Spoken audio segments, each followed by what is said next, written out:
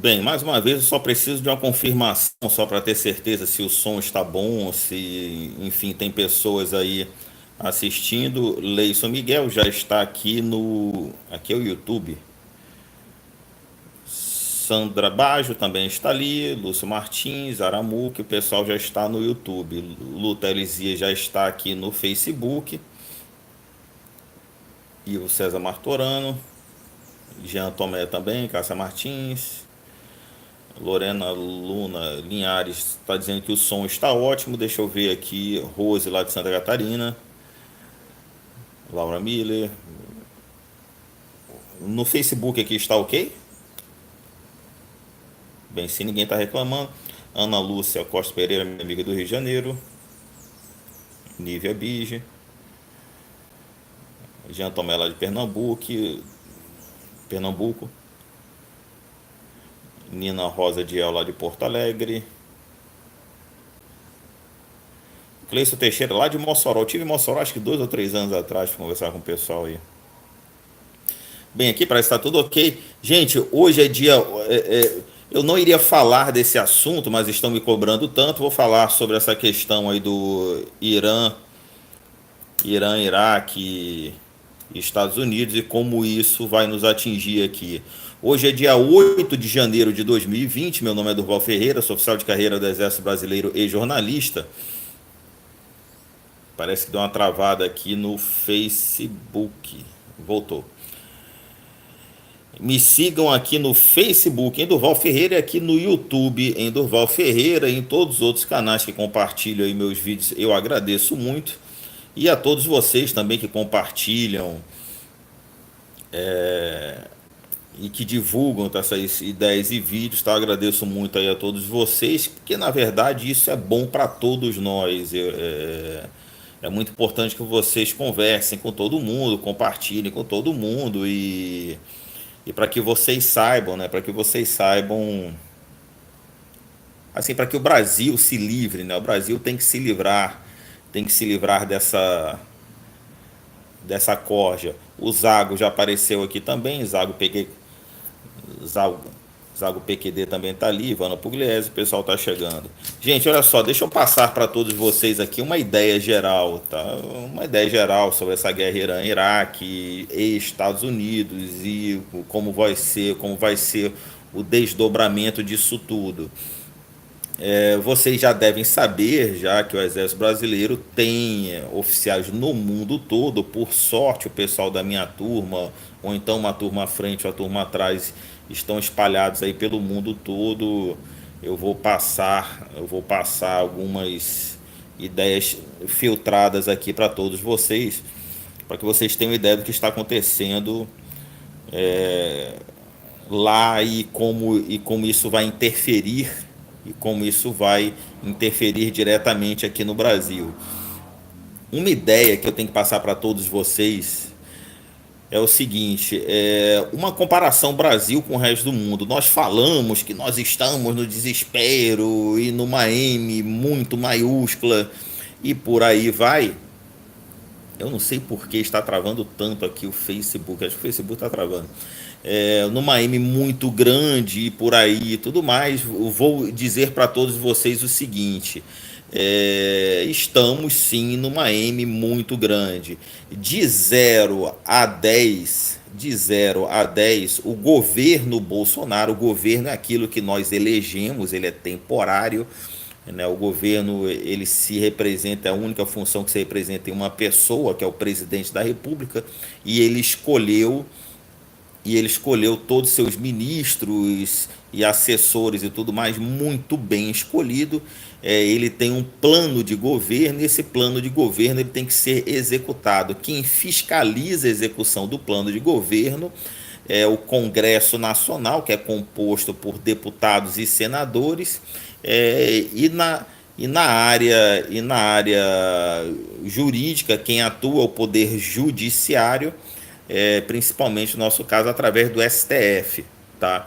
Então o governo ele é excepcional de 0 a 10 ele deveria atingir 10, mas ele só vai atingir o 1 mais ou menos, ou perto do 1. Eu não estou falando que a nota dele é 1, lógico que tem pessoas mal intencionadas que dizendo, o Duval disse que de 0 a 10 é 1. Não, estou dizendo que ele poderia atingir o 10, mas ele só vai atingir o 1 ou perto disso, porque os poderes legislativos e judiciários ficam puxando para baixo de forma inconstitucional e não deixam eles trabalharem, né? Isso, lógico, isso é muito melhor do que se fosse o Andrade, o poste. Se fosse o Andrade, a gente estaria em -20 ou -30, porque o objetivo deles é causar o caos. Então, o nosso governo não consegue chegar no 10 porque eles não deixam. E isso é um dos objetivos dele. Mas fazendo a comparação do Brasil com o mundo, para que vocês entendam, o Brasil está muito melhor do que boa parte do mundo. Por exemplo, a Europa caiu na desgraça do politicamente correto e da imigração sem cabimento. Eu falo sempre aqui para todos vocês que o Brasil é um país mais. É com certeza o mais bonito do mundo, porque aqui, até chegar à esquerda, antes da esquerda, nós éramos da raça brasileira. Agora a esquerda chega e nos divide, né, em preto, branco, amarelo e índio, mas antes nós ainda somos, né, porque o politicamente correto não nos deixa falar assim, nós somos da raça brasileira, que é a raça mais bonita do mundo, que compreende qualquer tonalidade de pele, qualquer tipo de cabelo e qualquer cor dos olhos. E essa imigração nos transformou num povo tão rico e tão bonito, porque foi uma imigração onde quem chegou aqui foi obrigado a se aculturar aqui. No governo passado, estavam tentando implantar uma nova imigração onde quem chegava aqui não é obrigado a se aculturar aqui, ou seja, você poderia transformar bairros, cidades, em cidades dominadas assim, pelo Islã, por exemplo. Por isso o povo inglês resolveu sair da comunidade europeia através do Brexit, porque o Reino Unido estava sendo destruído por essa nova colonização que não era obrigada a se aculturar lá. Então o povo se salvou, tá? E aqui no Brasil não se consegue entender ainda tecnicamente como que o povo brasileiro conseguiu sair dessa.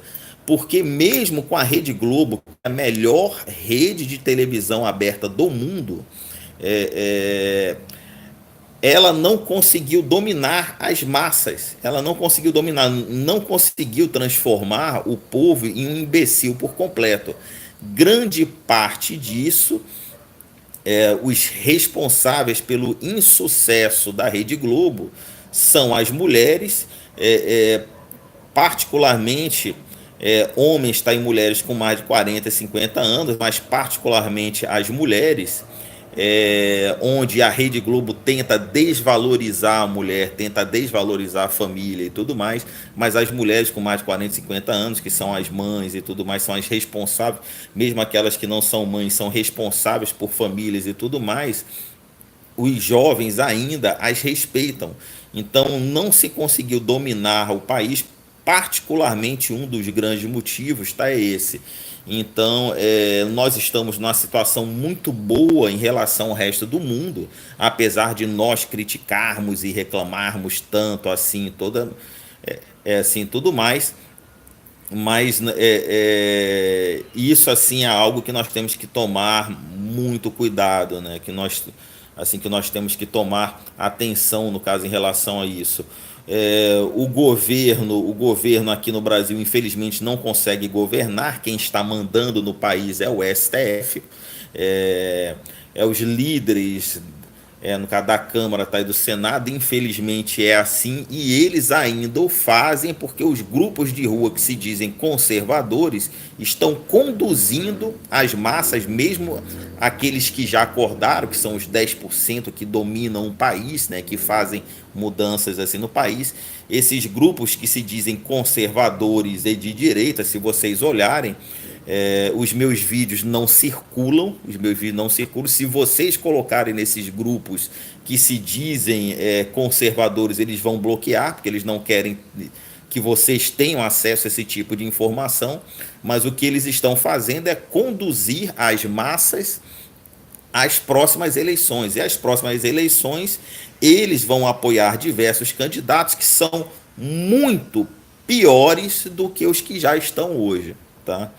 É, um dos outros grandes motivos, tá, da vitória do povo aqui no Brasil foi o general Vilas Boas, que é um dos poucos heróis vivos que nós temos, assim como também o ministro Moro. O general Vilas Boas, quando falou não para Dilma, ele deu uma estabilidade muito grande nas Forças Armadas, o que nos garantiu uma união. O papel principal dele foi manter as Forças Armadas sob as mãos dele, e ele conseguiu fazer isso muito bem, porque quando você flagela umas Forças Armadas, uma nação se acaba. E outra questão importante foi a intervenção federal que teve no Rio de Janeiro, que fez com que o Congresso Nacional, ou seja, a Câmara dos Deputados e mais o Senado Federal, não pudesse votar mais nada enquanto durasse a intervenção federal. Se vocês olharem a cara das pessoas, do governador e do prefeito, quando tiveram que assinar a intervenção federal, foi uma cara de muito puto, mas aquilo parou a sanha assassina do Congresso Nacional até as eleições, até assumir Bolsonaro, porque nós tínhamos aí em média 10, 20, 30 leis por dia, o que mudava o tempo todo o cenário. Ninguém queria investir num país de louco, onde tudo muda todo dia, toda hora, né? Então foram essas questões, principalmente mulheres, o general Vilas Boas, as Forças Armadas, que deram estabilidade ao país. Mas vamos passar aí para essa questão do Irã. Assim, para que vocês entendam, assim, o Irã era um dos países mais prósperos lá do Oriente Médio, era um grande aliado dos Estados Unidos. Então nós temos que tomar cuidado com essa questão de aliados, porque isso muda do dia para a noite. Por isso eu sou o único youtuber que está falando para vocês isso aí de 4 anos para cá. Eu nunca vi as Forças Armadas brasileiras tão bem armadas. Não falo de pistola e fuzil, são armas estratégicas. Eu nunca vi as Forças Armadas brasileiras tão bem preparadas e tão bem armadas como nesses últimos 4 anos. Nós estamos dando saltos em países muito bem armados. Nós estamos nos transformando numa grande potência militar. Ora, e o que garante a segurança, o que garante a paz são armas. Tá? Um país onde o povo é bem armado,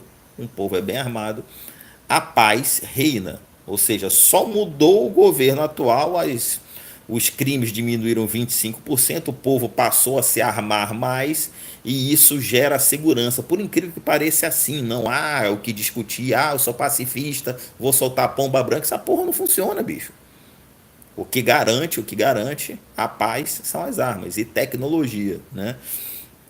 Então, essa questão, tá, do Irã ter atacado uma base, tá, americana, é algo bastante grave, mas eu vou fazer uma análise aqui de um outro ponto de vista, tá? Como eu falo para vocês, eu sou um profissional da guerra, então enxergo as coisas de uma outra forma. Não é possível atacar uma base americana, tá? Não é possível atacar uma base americana. Para que vocês entendam um pouquinho mais, por exemplo, a guerra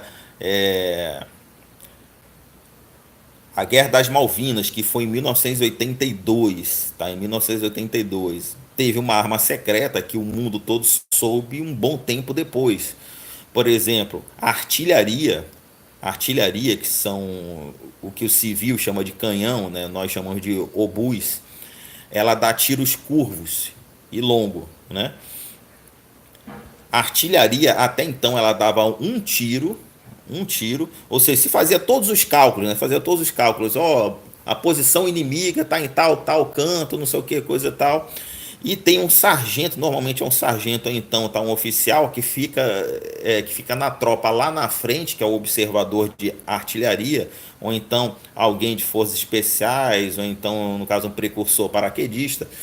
Ele fica lá na frente observando o primeiro tiro, que é o tiro de regulagem. Faz-se todos os cálculos, o cara dá o primeiro tiro. Se tiver errado, ele fala: ó, o tiro foi curto 200 metros, à direita 300 metros. Aí todos os outros tiros, eles são dados em cima dessa observação dada por um elemento que está lá na tropa, lá na frente.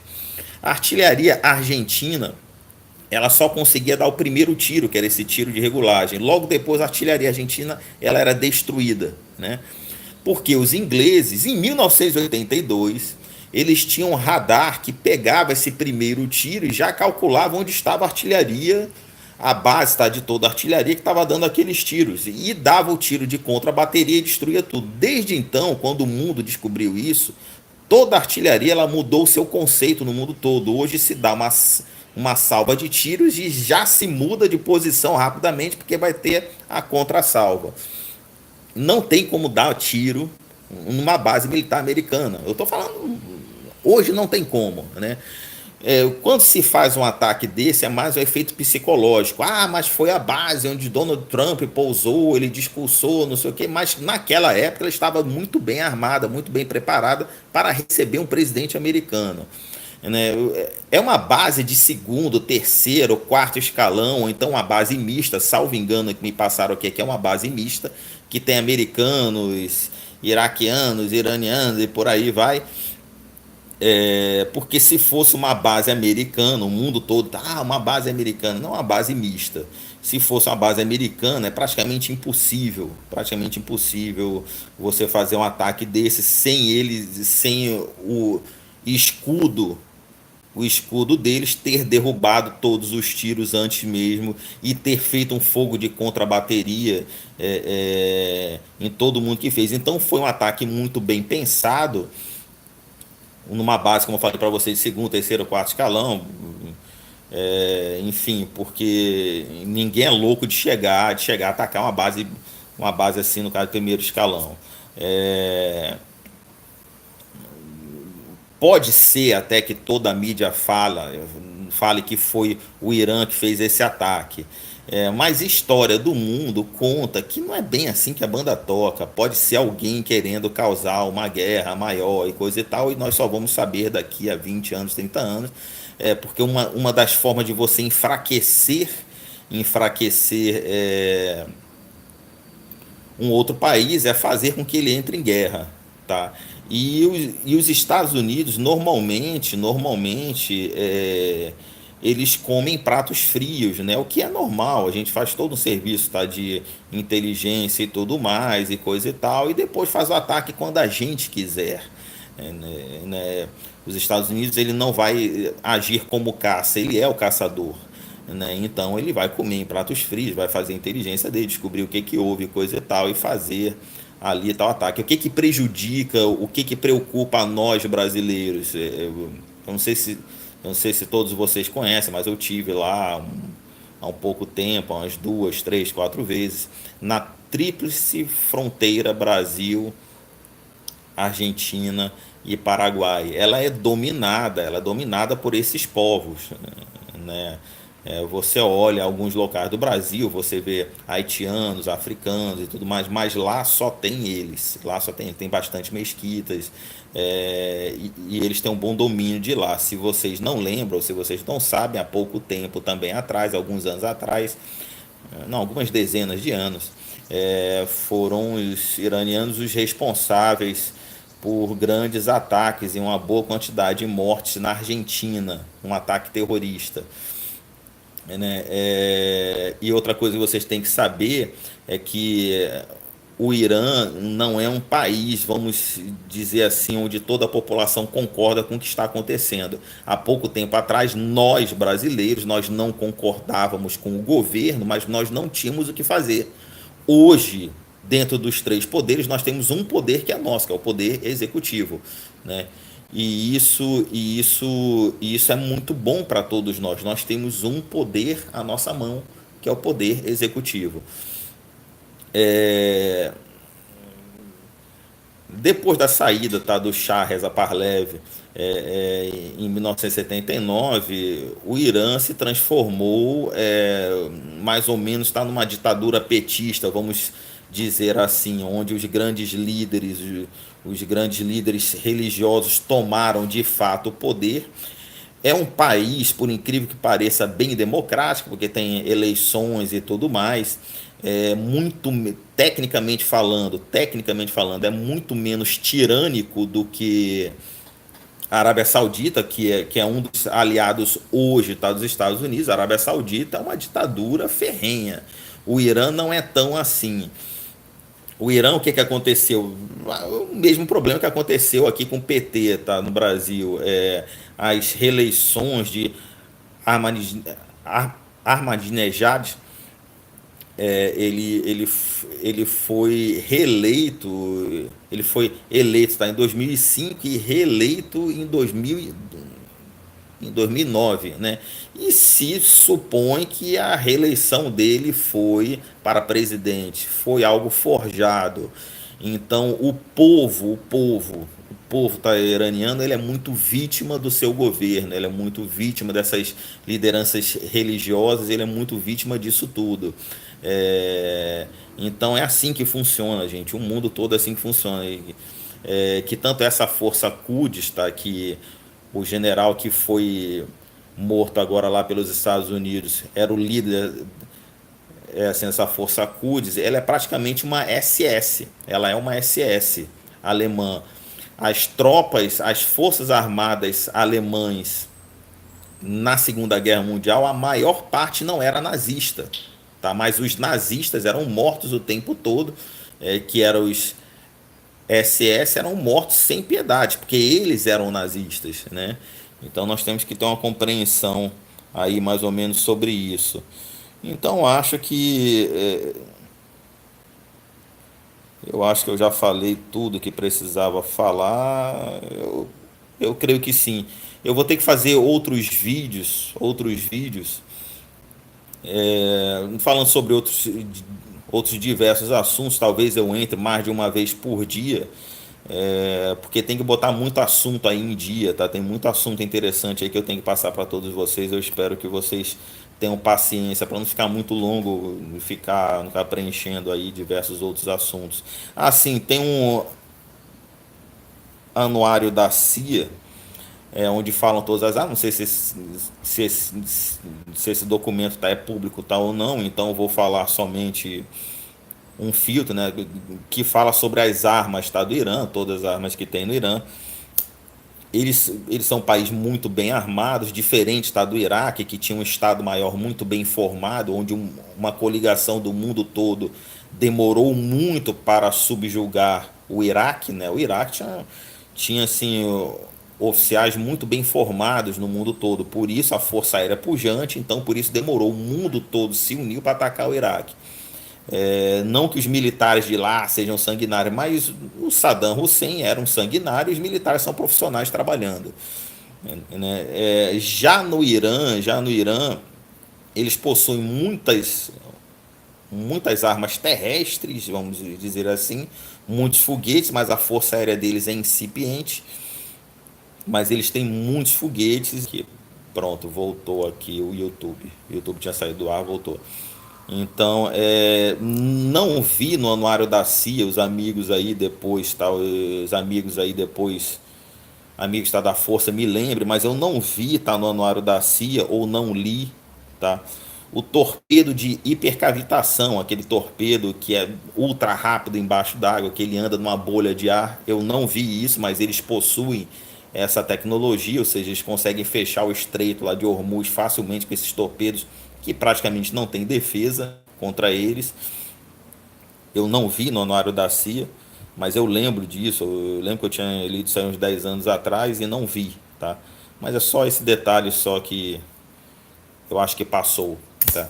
Eu deixo sempre conta aí, corrente e link, tá, no caso de doação, para quem puder ajudar e participar, eu agradeço muito, porque esses grupos de direita e conservadores e tudo mais têm muito dinheiro para passar informação para vocês, ficar passando por cima dos muros o tempo todo. Mas depois eu falo mais sobre isso aí. Muito obrigado a todos, tenham todos aí um bom dia e conhecereis a verdade e a verdade vos libertará.